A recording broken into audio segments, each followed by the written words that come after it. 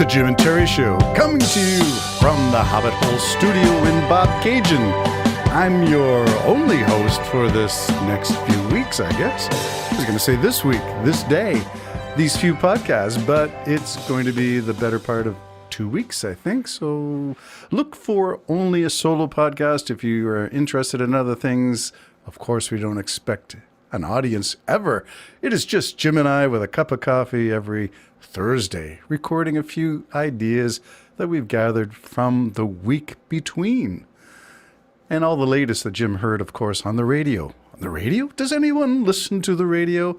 FM, AM, news, on the mainstream media? News. Where do you get it? What are your sources, and are they reliable? I used to love Brian Stelter. In fact, I bought one of his books when he did an expose on Fox explaining how the Rupert Murdoch media empire has destroyed, really, the sense of news and what is true in this post-reality, post-expertise world where everybody can do their own research. Independent means individual research for the most part.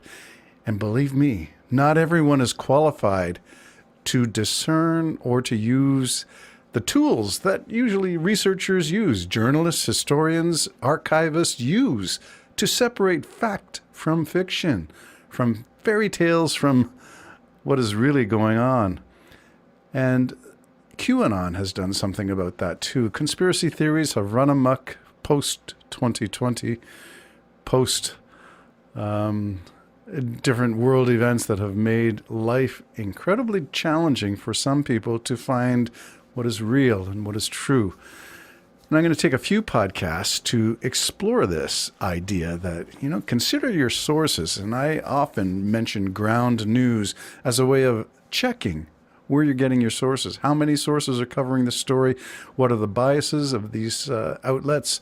How reliable are they? And I also use, and I'll put both links in the description, ad fonts as a way of checking media bias and reliability in terms of fact, mostly fact, some facts, but also a lot of opinion, mostly opinion with unsubstantiated claims. And that's how we grade news outlets on a scale. Is it fact, or is it mostly fiction, mostly opinion? Is it a talking head, or is it a discussion on opposing views? Is it a discussion using different facts? I've got my facts, and you've got your Kellyanne alternative facts. Kellyanne Conway started that whole ball of wax rolling, and it has gotten bigger and more cumbersome and unwieldy over the years since the Trump first administration. I'd like to start off with a case of a podcaster that I follow from a media source that I check in with on occasion.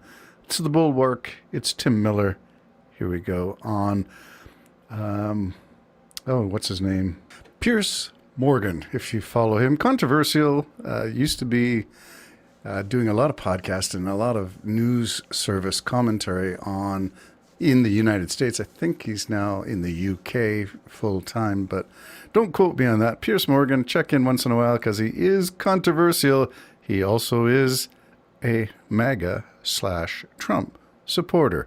And he raises a question about the media because there was the White House News Correspondents' Dinner this past week. You think, well, it would be uncontroversial. I mean, it used to be back in the day, just a time of getting comedians to skewer the president and have a lot of laughs, some food, some drink. Now in the area of, in the era of Trump, there's an alternative White House Correspondents' Dinner for those people who are truly interested in politics and not playing the game. So here we go. Tim Miller, Piers Morgan. Mainstream media have learned any lessons from this or not? Yeah, I don't know. And I think this is the one area maybe where I can agree with you and the co-panelist is I think that this dinner is pretty stupid. I think the last thing that we need is a self-congratulatory ball for political journalists. You couldn't have paid me to go this weekend. I was at Jazz Fest instead. And so I agree that it's kind of silly. I do, though, bristle a little bit at, like, I'm not speaking about you, Piers, per se, but at right-wing commentators talking about how they think that the mainstream media is biased and unfair. And, if you go to Fox or Steve Bannon's podcast or the Daily Wire, I mean, you see like North Korea-esque coverage of what's happening with the president of the United States as he's single-handedly tanking our economy. For no good reason, just because he likes the word tariffs, I guess. He inherited an economy that was getting better, that was improving, that wasn't perfect, but that was, on the right path. And in 3 months, he has put us on the brink of recession. And so, I think that the coverage on Fox and on other right-wing media outlets is, if anything, worse than the mainstream media's coverage of Democrats, which is not perfect by any means. And so, I just don't know if the right-wing media folks have a lot of great credibility when it comes to demanding unbiased coverage. So there we go. Well said, in my opinion, by Tim Miller. So what is it that the right-wing people in the conservative realm, perhaps even the religious conservative realm, I'll blend those two together with the notion that a lot of Trump's Christian support is from the Bible Belt of the United States, so-called Christians, or as the critics of that Project 2025 endeavor would say, it's the Christo-fascist. How can you put the two together?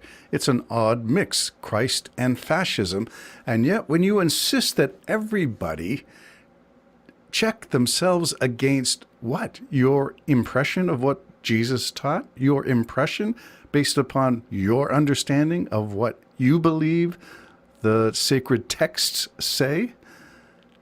I'm wondering about all of that stuff when it gets murky in political waters and when so-called Christians tend to wear their flashy gold crosses and speak lies, and more lies from the pulpit of the podium of the President of the United States and from the press gallery. That, to me, is the abomination that maybe, I'll go biblical on everybody, that maybe the book of Revelation is talking about the abomination.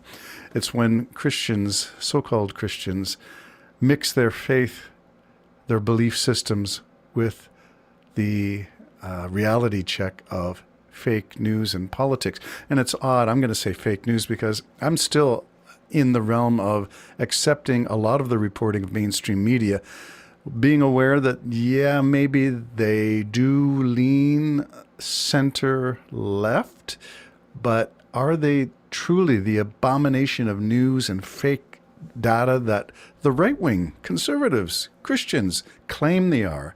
And I know a few devout believers who slam the mainstream media as being communist news, the CBC, Communist Broadcasting Corporation.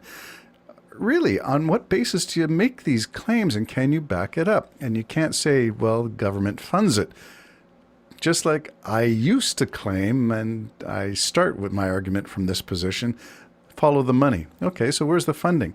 If the funding is government, does that necessarily mean it is wrong or incorrect or inaccurate or leaning towards a bias? In Canada, the CBC is supported by the government regardless of the political leanings of the party in charge, regardless of whether it's Liberal, NDP, or Conservative. And that makes a big difference. How can you accuse something without that support? So, I'm wondering whether you have a problem with the cart before the horse with that analogy of follow the money, because that's just the starting point. Yes, CBC is funded by taxpayers' money. You could argue that fiscal conservatives would argue that you should not support one media network over another, and that CBC is therefore tainted because it receives taxpayers' money. And I would argue that Americans use the same argument for PBS, for NPR, for a whole bunch of public services. Follow the money in the media? I don't know. More to say about Tim Miller coming up. Bye-bye for now.